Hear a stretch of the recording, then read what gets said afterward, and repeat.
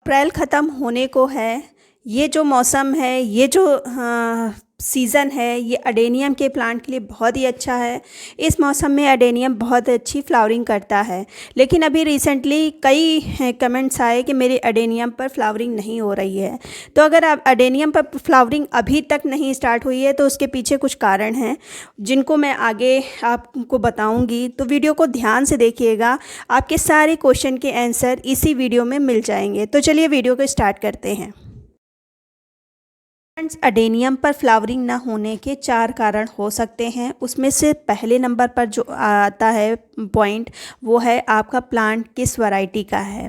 जैसे कि आप मेरा ये प्लांट देखिए, ये मेरा हाइब्रिड वैरायटी का है।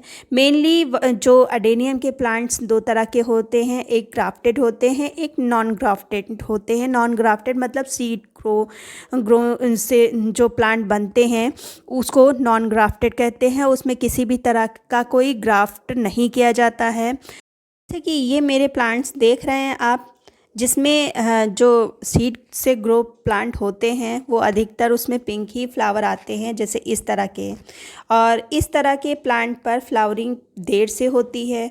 जब एक बार ये प्लांट पूरा पॉट से रूट भर जाती है तब ये फ्लावरिंग पर स्टार्ट होता है। मोटा मोटा कहा जाए, जब सीड से ग्रो जो प्लांट हुआ होता है वो जब मैच्योर प्लांट हो जाता है तभी उसमें फ्लावरिंग स्टार्ट होती है। तो लगभग अगर आपका प्लांट सीड ग्रोइंग है, मतलब नॉन ग्राफ्टेड है, तो फ्लावरिंग आने में कम से कम 1.5-2 साल तो लग ही जाएंगे। और ये प्लांट आप देख रहे हैं जिसमें कलरफुल फ्लावर होते हैं, तो ये ग्राफ्टेड प्लांट है। और ये देखिए, ये अगर यहाँ से ग्राफ्ट किया गया है, और ये प्लांट अगर छोटे भी हैं, जैसे 1-1.5 साल पुराने ही प्लांट हैं, उस पर भी ये फ्लावरिंग होने लगती है। ग्राफ्टेड प्लांट मतलब ऐसी तकनीक है जिसमें 2 प्लांट्स आपस में जुड़े होते हैं। दूसरे प्लांट जिसका आपको कलर अच्छा लग रहा है तो उसका टिप काट के जो सीड ग्रो हुआ होता है प्लांट, उसको उसमें जो मतलब ग्राफ्ट कर दिया जाता है या जोड़ दिया जाता है, कुछ ऐसे कह सकते हैं। उससे एक प्लांट तैयार होता है। इसको ग्राफ्टिंग प्रोसेस कहा जाता है। और उससे जो रिज़ल्ट निकलता है उसमें फ्लावरिंग बहुत ही अच्छी होती है।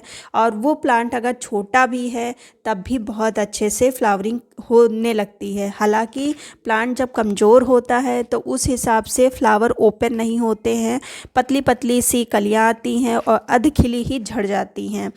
एक बार जब प्लांट वो भी मजबूत होता है, मैच्योर होता है, तो उस पर भी बहुत अच्छी फ्लावरिंग होती है। दूसरा जो कारण होता है फ्लावरिंग ना होने का, वो है आप उसकी रीपॉटिंग नहीं करते हैं। तो 2-3 साल से एक ही पॉट में, एक ही मीडियम में प्लांट जब लगा रहता है तो प्लांट हैप्चुअल हो जाता है, उसको लगता है कि आगे कुछ करना नहीं है। जब आप उसकी रीपॉटिंग करते हैं तो वो प्लांट थोड़ा सा बूस्ट होता है ग्रो करने के लिए। और जब ग्रो होता है, उसमें वृद्धि होती है, तो साथ में कलियां आती ही हैं। तीसरा जो कारण है उसकी प्रूनिंग। जब आप लगातार प्रूनिंग करते रहते हैं तो प्लांट में नई नई ग्रोथ होती रहती है। और जब एक बार प्लांट में नई ग्रोथ होती है तो कलियां भी साथ में आती हैं। चौथा जो कारण है, लैक ऑफ फर्टिलाइज़र। ये नहीं कहती कि आप फर्टिलाइज़र नहीं देते होंगे, लेकिन आप उस प्लांट के अकॉर्डिंग फर्टिलाइज़र नहीं डालते होंगे नाइट्रोजन युक्त फर्टिलाइज़र डालते होंगे, जिससे उसकी पत्तियों की ग्रोथ अच्छी होती होगी, प्लांट बहुत अच्छा घना होता होगा।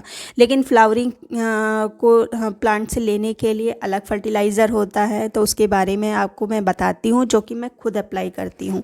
2 तरह के फर्टिलाइज़र होते हैं, एक ऑर्गेनिक होती है फ्लावर को बूस्ट करने के लिए, दूसरा केमिकल होता है। दोनों में से अगर आप ऑर्गेनिक डालते हैं तो वो डाल सकते हैं, या केमिकल का यूज़ कर सकते हैं। मैं दोनों ही चीज़ों का यूज़ करती हूँ।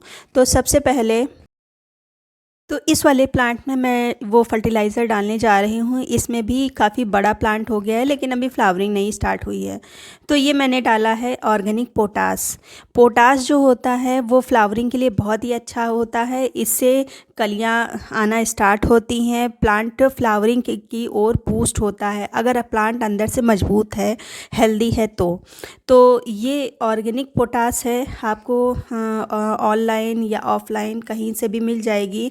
और इतनी ज़्यादा महंगी भी नहीं होती है, बहुत अच्छा रिज़ल्ट देती है। तो अगर आप ऑर्गेनिक फर्टिलाइज़र का यूज़ करते हैं तो इस चीज़ का आप प्रयोग कर सकते हैं। डालना कितना है, 8 इंच के पॉट में लगा हुआ अडेनियम 3 साल पुराना है, तो उसमें मैंने 1 चम्मच भर के लगभग आप देख लीजिए ये 10 ग्राम होगी। और अगर दानों की बात करी जाए तो ये 50-60 दाने होंगे, उतना उतना डालना है। और जिसमें कलियां आ रही है उसमें भी मैंने डाला है, जिससे कलियां थोड़ी सी बड़ी हों और अच्छे से फ्लावर ओपन हो, तो इसको मैंने डाला है। अगर आप केमिकल का प्रयोग करते हैं, केमिकल का जब आप प्रयोग करते हैं तो तुरंत आपको रिज़ल्ट देखने को मिलता है। एक बार ऑर्गेनिक फर्टिलाइज़र का प्रयोग करते हैं तो थोड़ा सा लेट हो सकता है, लेकिन जब आप केमिकल का प्रयोग करते हैं तो आपको रिज़ल्ट तुरंत देखने को मिलता है। तो उसके लिए मैं लेती हूँ 05234। इसमें आप देख रहे हैं नाइट्रोजन बिल्कुल भी नहीं है, इसमें फास्फोरस और पोटेशियम है, जो कि फ्लावरिंग के लिए बहुत ही आवश्यक है।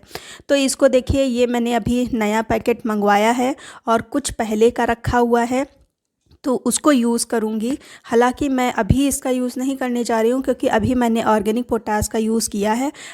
ज़्यादा ज़रूरी कि इसका प्रयोग कैसे करना है, तो 1 लीटर पानी में आपको 2 ग्राम, आप ये समझ लीजिए 2 ग्राम आपको लेना है, और 1 लीटर पानी में मिक्स करके आप प्लांट पर स्प्रे भी कर सकते हैं और प्लांट की मिट्टी में भी डाल सकते हैं।